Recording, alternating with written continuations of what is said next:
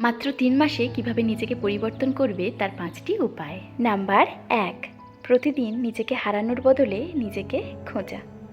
দিনে অন্তত ৩০ মিনিট নিজের জন্য সময় রাখো, ভাবনা, শেখা বা শান্ত থাকার জন্য।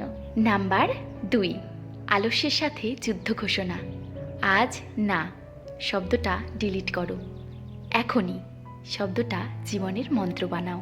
নাম্বার ৩, নেগেটিভ ভাবনা থেকে দূরত্ব তৈরি করো।